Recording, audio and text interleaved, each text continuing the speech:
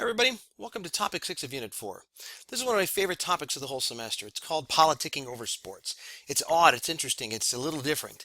It's all about the political maneuvering that goes on between countries, athletes, and IFs, sporting federations, and the big bingos about what sports should be included in their events. And while we're primarily focused today on the Olympics, you could very much see the same sort of argument going on in regional games, cultural games, that sort of thing, where they're trying to discuss what is involved. We've established over the course of the semester that a number of states use the idea of the medal table at the Olympics to justify their regimes, their ideologies, their success as a people. And usually we focused on sort of the regimes that are more extreme, right? We looked at the Italian fascists and the Soviets, and we looked at the U.S. and the USSR in the Cold War. Not to say that the U.S. is an extreme regime, but that they have an extremely interested reason during the Cold War why they're going to compare that medal table. But we also looked at Australia, and we considered some other states that are not particularly extreme in any way, except they use sports to define themselves and their success, and therefore it matters. So politicking over the sports then also matters. So what sports are in an Olympic Games matters because it's going to affect the medal table. And while athletes and IFs and the bingos are the main actors, countries are involved as well. You'll see a quote later on about a sport that gets removed from the Olympics and a country that reacts by saying this is a direct attack on us. It's not about the sport, it's about us and our standing in the international system. So it's pretty interesting, and on we go. Well, let's start with this. One of the things the Olympics has been interested in doing is to becoming more TV friendly and more younger viewer friendly. So it's great that I love the Olympics as much as I do and that I want to watch all the goofy things that happen in the Olympics. But I'm in my 40s and I'm not really any longer in that coveted young demographic that sort of ends around the late 30s. So there's interest in going young. And frankly, a lot of times when you go young, you're appealing to me too. Um, ski cross and snowboard aerials and the aerial skiing and those sorts of things, the half pipe, these are fun. I love watching ski cross and snow cross. It's just a blast to watch. But one of the complaints about this going young and taking sports out of the Winter X Games is that if you go young, you go favor sports, you go young with younger sports, newer sports, that you're favoring first countries that have a more vibrant middle and upper class, and second, the United States specifically, that these viewer-friendly sports have come out of the United States tradition. We started the sports first, or at least more people pursued them. We're more likely to have winners than other sports. So if you go young, like they did in the Olympics, that you're going to unfairly favor the United States. And other states aren't interested in the United States having an unfair advantage by adding a bunch of sports in which they're the dominant competitor. For example, let's pop down to this slide here for a minute. We'll go back to it in a minute. The Real Dream Team Sports Illustrated cover here. Think about this. This is the American softball team, which softball was in the Olympics for about 3 Olympiads, maybe 4, and other teams had problems scoring a run off of the United States. We're not talking about having problems beating the United States, though eventually that did happen. But even scoring a run, and when you have that level of dominance, then people resent the inclusion of that sport in the Olympics. If there's a chance for other states to win, then there's more interest. But if you're just going to be padding medal tables, then there's less interest in having the sport in the game. That politicking of the sport comes in because between Olympiads, they review what should be in the Olympics and what should be out of the Olympics. And so softball lost out, baseball lost out. Too much skill for the Olympics. And it's even more extreme when you're talking about these events, which instead of being locked down to one athlete or one team per country, you can have up to 3, sometimes even 4 athletes from a particular country qualify to compete in that Olympiad. And that means you run the risk of a sweep, that states that have a lot of good athletes in that one event, if you add it, you've really padded their medal table significantly. And one of the countries that complained longest and loudest about this going young process with these new sports is Russia. So if you start down at the bottom, we talked about Russia and the Soviet Union before and how they always placed high. You'll see that as late as 1998, they were still beating the United States. You see who was first down that. If the U.S. or Russia wasn't first, then you can look down that right-hand column and see who was first.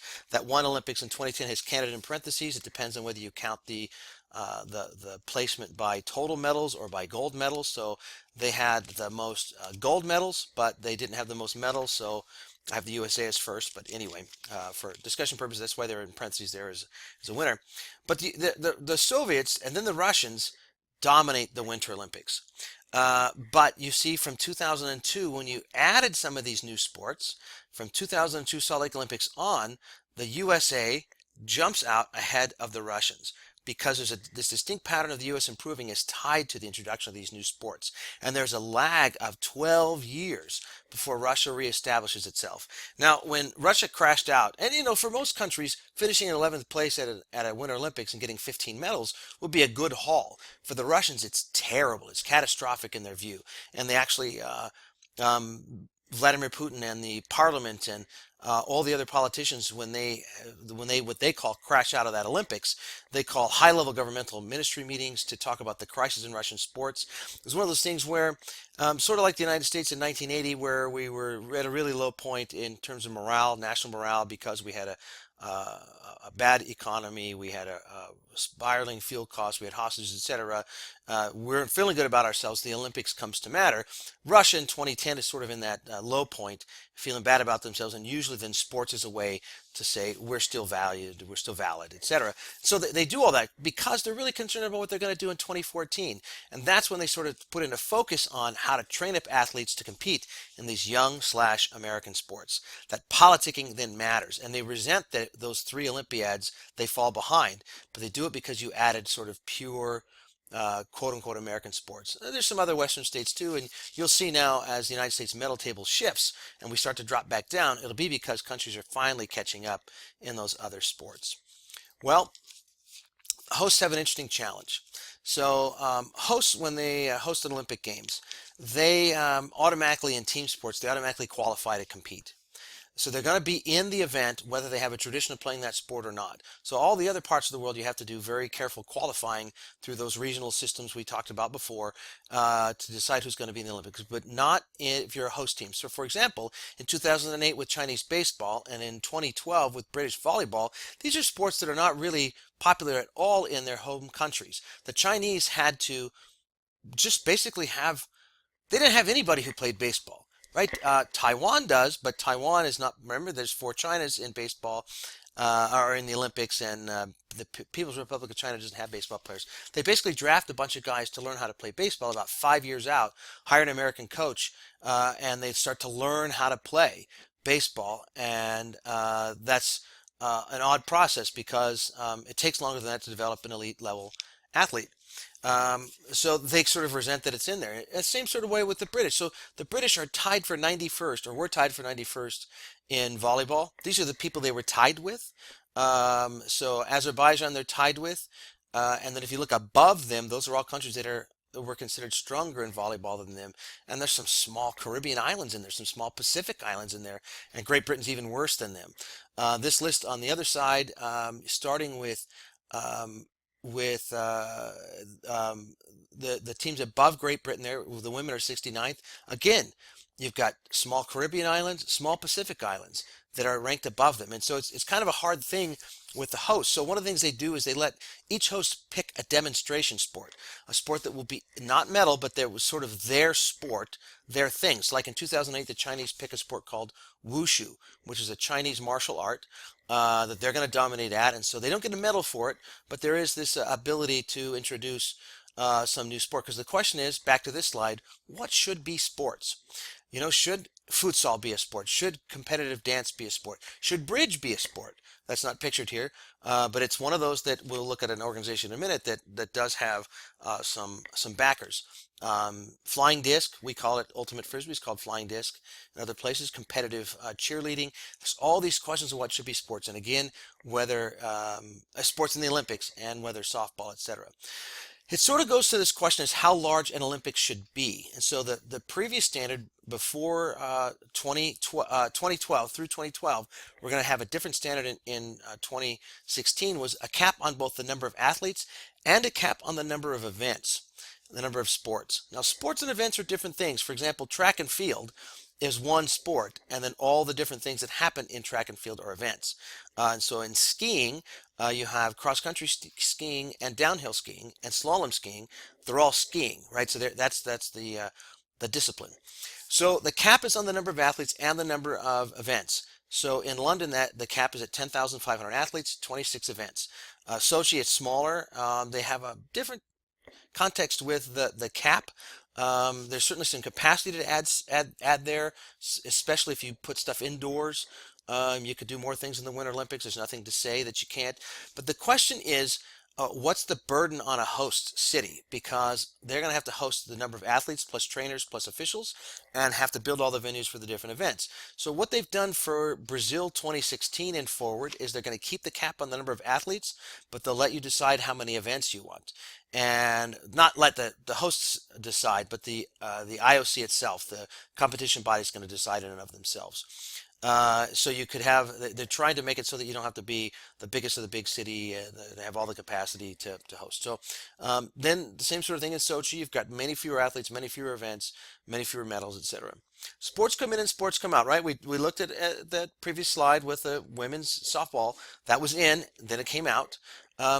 When there was a vote here in 2014 about what would be included in 2020, the question was, should the current, there's always candidates. So there were three candidates to come into the Olympics.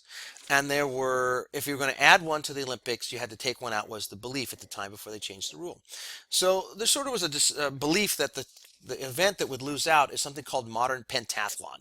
Modern pentathlon is, it's sort of the elitist of the elite sport. It was goes way back to the beginning of the Olympics when sort of this gentleman, mostly gentlemen, amateur athlete. Amateur athlete is something that we kind of see at, we all have always seen as like the purity of sport, because it's just the person, they're not getting paid. It's like a collegiate athlete. It's great. What it used to be was you had to have enough wealth that you didn't have to work to put yourself through life. So an amateur was someone who was rich and of a certain capacity to sort of enjoy life, right? So modern pentathlon has five disciplines. It's fencing, it's a 200-meter swim, it's horse show jumping, it's a 3 kilometer or 3 mile, I can't remember which, cross-country run, and shooting. And so there's sort of this vision of the elite who can just do these sorts of things. It was believed that it would get voted out. Instead, wrestling was voted out, which was really shocking because it's a sport that transcends a lot of different kinds of regimes.